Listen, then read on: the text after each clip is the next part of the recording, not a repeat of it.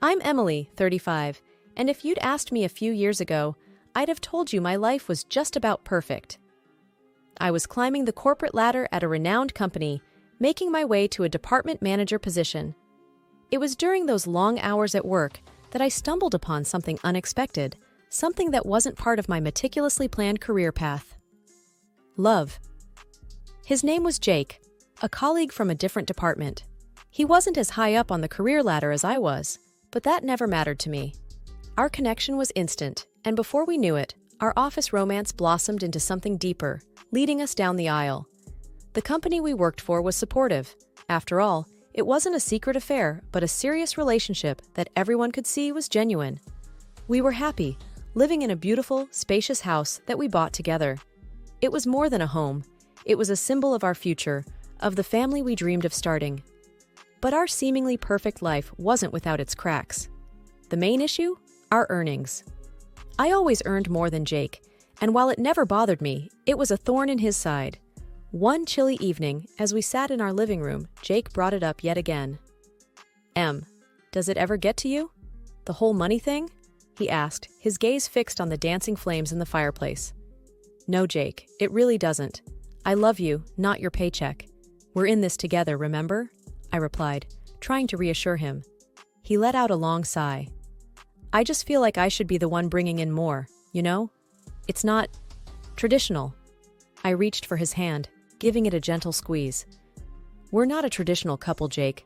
We make our own rules. We're happy, aren't we? He nodded, but his eyes didn't mirror the conviction in his voice. The topic was a recurring one, resurfacing every now and then, each time leaving a faint but lingering unease in the air. Life has a way of throwing you off course when you least expect it. That's exactly what happened to me, Emily, on a seemingly ordinary Tuesday. It was supposed to be a routine medical checkup, nothing more. I sat there in the sterile doctor's office, fidgeting with the hem of my shirt, waiting for the usual all clear. Instead, what I got was a jolt that turned my world upside down. The doctor, a kind-faced woman in her 50s, had a serious look as she delivered the news. Emily, I'm sorry to tell you this, but you have cancer, she said gently. For a moment, everything stood still. The word cancer echoed in my head like a dreadful bell. Fear, disbelief, a sense of unreality washed over me. What? Are you sure? I managed to stammer, feeling my heart pounding in my chest. The doctor nodded, her expression empathetic. I understand this is a lot to take in. We need to discuss your treatment options.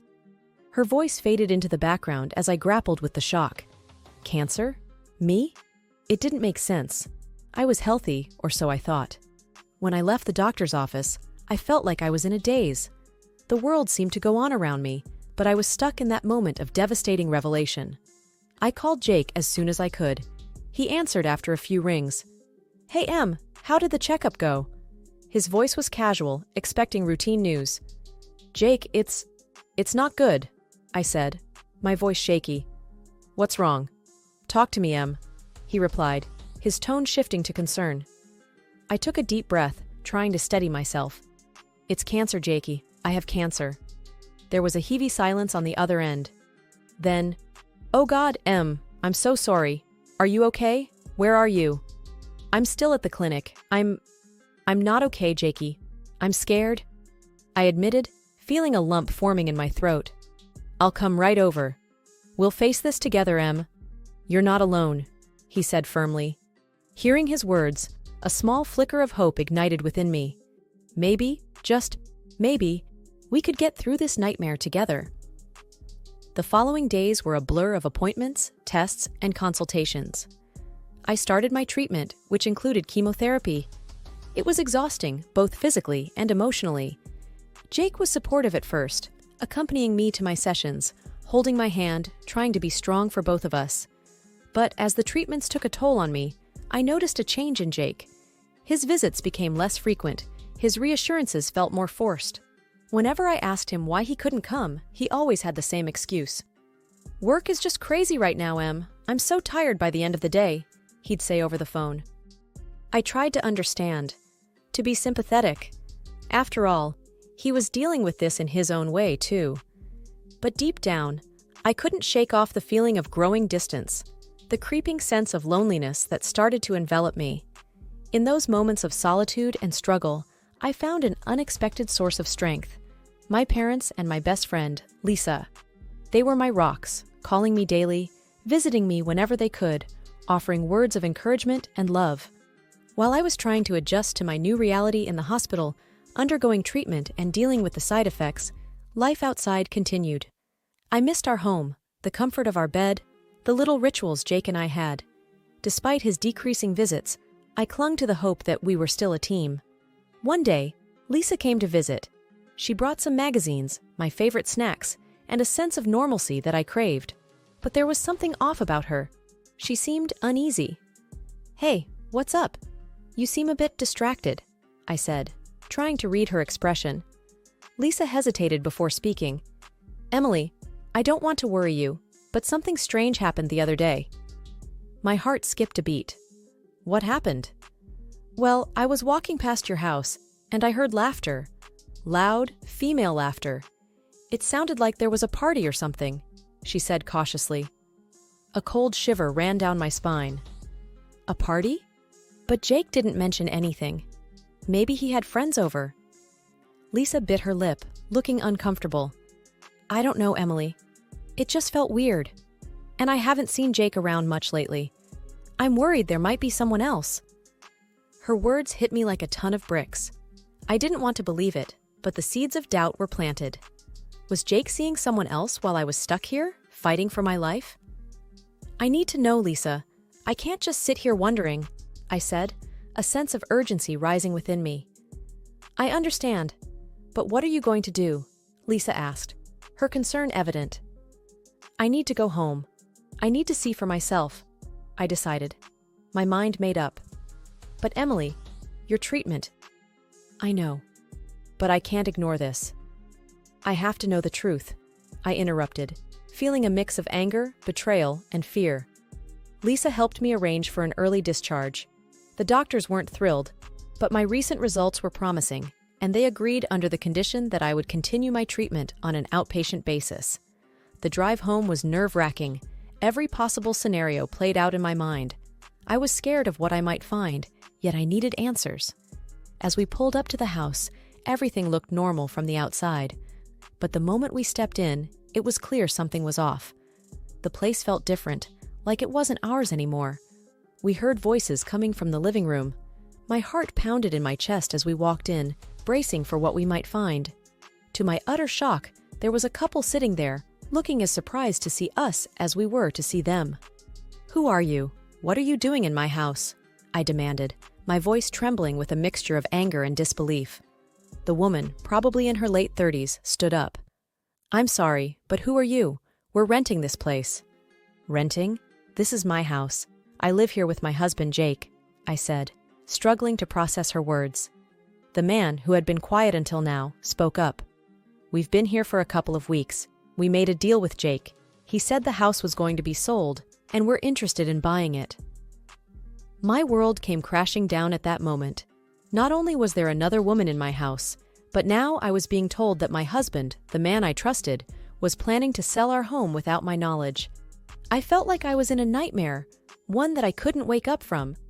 As I stood in the living room of what was once a symbol of our shared dreams, the couple who had unwittingly walked into this mess looked at me with a mix of confusion and pity.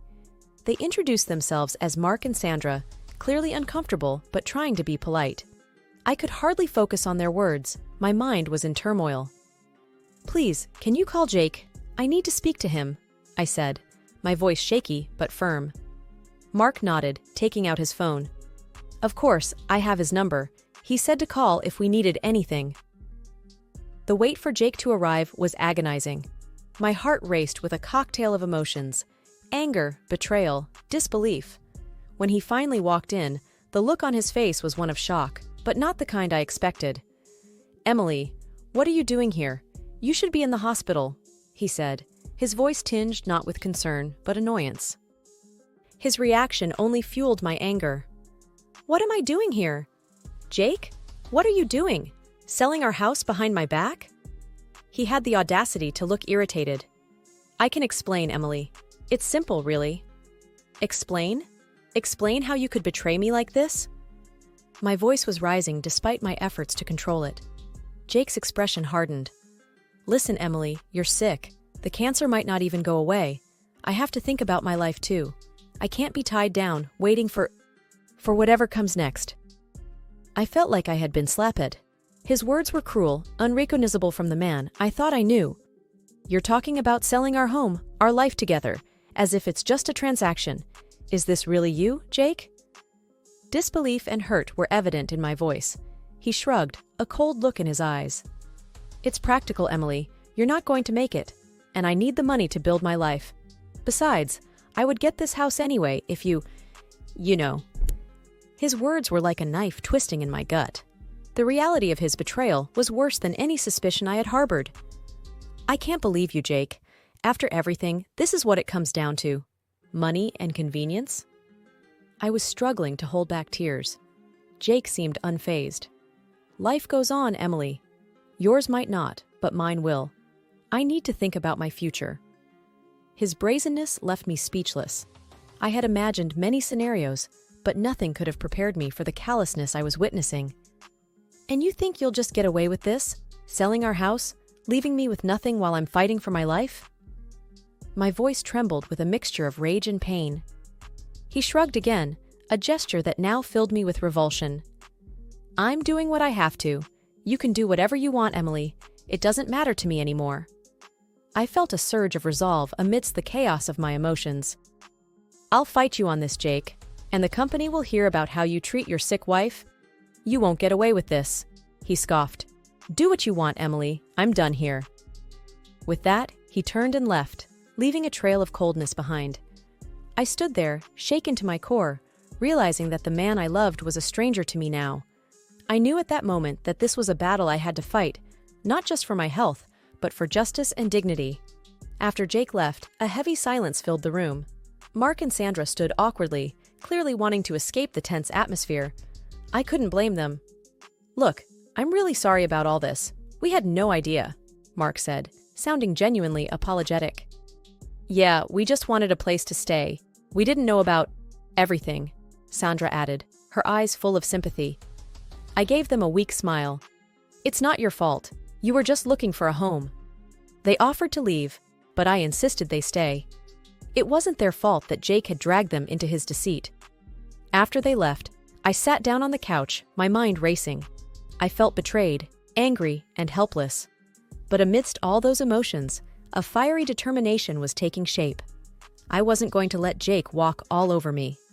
The next morning, I called my lawyer and explained everything. He was shocked, but promised to help me fight this. Don't worry, Emily. We'll make sure he doesn't get away with this, he assured me. I felt a small glimmer of hope. With my lawyer's help, I would fight for what was rightfully mine. Next, I knew I had to confront Jake at work. It wasn't going to be easy, but I needed to face him. I wanted him to know that I wasn't going to back down. I arrived at the office, my heart pounding. As I walked through the halls, I could feel the eyes of my colleagues on me. They knew something was up. I knocked on Jake's office door and pushed it open without waiting for a response. Jake looked up, his face a mask of surprise and annoyance. Emily, what are you doing here? I'm here to tell you that I know everything. And I'm not going to let you get away with it, I said, my voice steady despite the turmoil inside. Jake scoffed. What are you going to do? You're sick, Emily. You should be resting, not causing a scene. I took a deep breath, steadying myself. I've spoken to my lawyer. We're going to fight you on the house, and I'm going to tell the bosses about what you've done. Jake's face hardened. You think you can scare me? Go ahead, tell them, see if I care. I met his gaze squarely. I'm not trying to scare you, Jake. I'm telling you what I'm going to do. You can't just throw me away because I'm sick. Jake leaned back in his chair, a smug look on his face. You really think you can win this? I'm not the bad guy here, Emily. I'm just trying to move on with my life. I felt a surge of anger. By selling our home? By leaving me with nothing? Jake shrugged. Life is tough, Emily. You should know that better than anyone. I shook my head, disgusted. I can't even recognize you anymore, Jake. You're not the man I married. Jake's expression didn't change. Maybe you never really knew me at all." With that, I turned and walked out of his office. I had said what I needed to say. Now it was time to fight. In the days that followed, my life turned into a whirlwind of paperwork, meetings, and strategy sessions. My health was improving, but my battle was far from over. With each passing day, I gathered more evidence to support my claim to the house. My larger financial contribution was a strong point in my favor, and I was determined to see this through. My lawyer was optimistic. "Emily, you have a solid case. The numbers don't lie. And given the circumstances, it's unlikely a judge will side with Jake," he assured me over the phone. The relief I felt was palpable. "Thank you," I replied. "I appreciate your help more than you know." "We're not there yet, but things are looking up," he cautioned. I understood. The legal world was unpredictable. But for the first time in a while, I felt like I was standing on solid ground. At work, the atmosphere was tense. My confrontation with Jake had become office gossip. Some colleagues whispered in corners, others offered quiet support. It was uncomfortable, but I couldn't let it distract me. I decided to meet with our bosses and lay everything out. It was a tough conversation, but necessary. I told them about Jake's betrayal, the house, everything. They listened, their faces a mixture of shock and empathy. "We're so sorry, Emily. This is unacceptable," one of them said. "The situation with Jake will be dealt with. This behavior can't be tolerated," the other added. Hearing their support was a relief. I didn't have to face Jake at work anymore. Days later, they called to tell me they had let Jake go. His actions didn't align with the company's values. It was a small victory, but it meant the world to me. My health was on the upswing, the treatments were working, and my doctors were hopeful. It was a glimmer of hope in a sea of chaos. One evening, as I sat in my small rental, contemplating my next steps, my phone rang. It was Jake. I hesitated but answered. "Emily, please, we need to talk." He sounded desperate. "What's there to talk about, Jake?" I asked, my voice firm. "I was wrong. I've been fired. I'm sorry, Emily. I didn't think it would come to this," he said, almost pleading. I took a deep breath. "You hurt me, Jake. Deeply. I can't just forget that." "I know, I regret it. Can we find a way to settle this without going to court?" he asked, sounding beaten. After a short pause, I replied, "I will not back down. Never." There was silence on the other end. "I understand. I'll have my lawyer contact yours," he finally said. Jake's call didn't change anything. He had shown his true colors, and there was no going back. I was a different person now, stronger and more determined. After the dust settled with the house and my divorce, I found myself standing at the beginning of a new chapter. It was a strange feeling, like stepping into the unknown after a long, turbulent journey. My health was improving, but the road to full recovery was still ahead of me.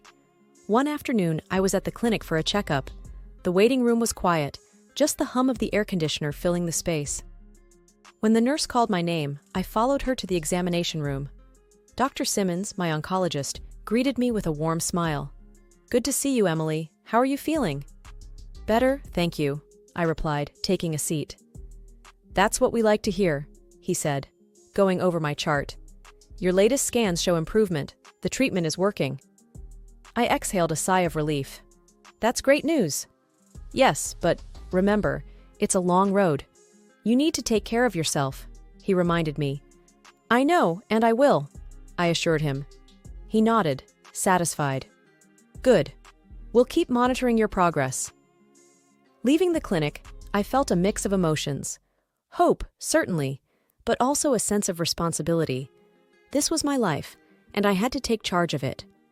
Back at work, I threw myself into my projects.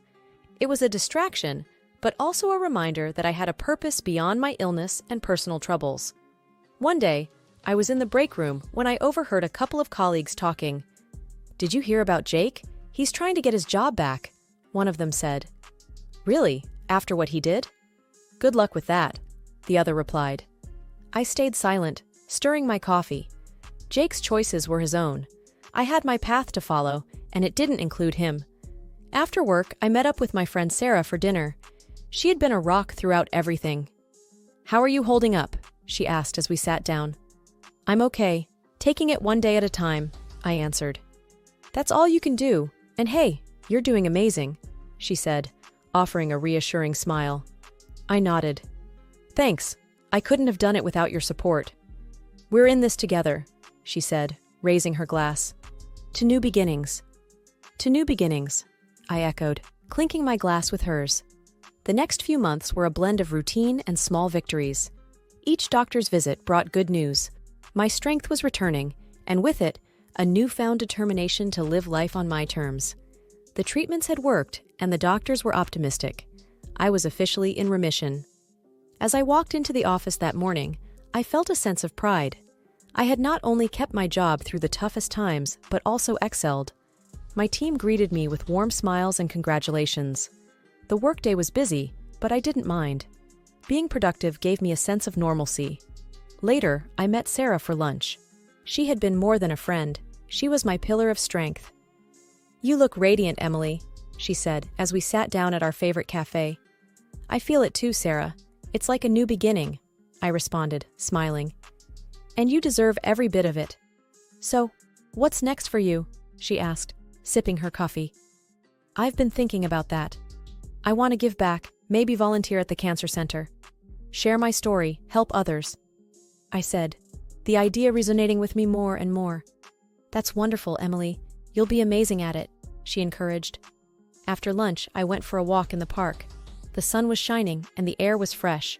I took a moment to sit on a bench and just breathe.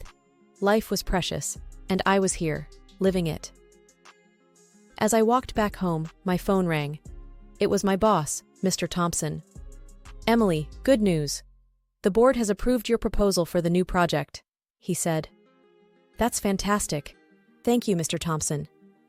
I won't let you down, I replied, excitement building up. I know you won't.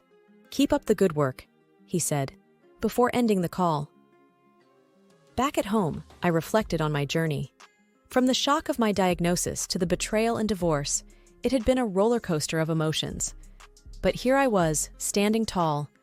I decided to write a blog post, sharing my story with the world. As I typed, the words flowed effortlessly. It was a story of pain, resilience, and ultimately, triumph. When I hit publish, I felt a sense of liberation. My story was out there, and if it could inspire even one person, it was worth it.